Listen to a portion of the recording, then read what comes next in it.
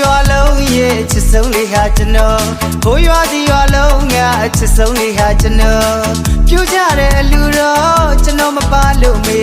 ဒိုးဘက်တန်တညံညံနှစ်ဘက်ထီမွေနှစ်စင်ရှင်ပြူဝဲမှာဒိုးဘက်ပြီးတာကျွန်တော်ပဲဗျာနှစ်စင်ရှင်ပြူဝဲမှာအိုးစီထူတာကျွန်တော်ပဲဗျာ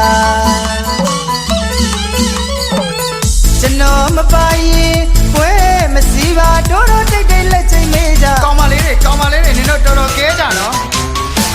ကျွန်တော်မမြင်တော့အစမဝင်အိတ်မပြောလူမိမှလဲရှက်တယ်လို့ပူမိတာလဲဝက်လို့လူမိမှလဲရှက်တယ်လို့ဗျပူမိတာလဲဝက်လို့ခက်တယ်ဗျ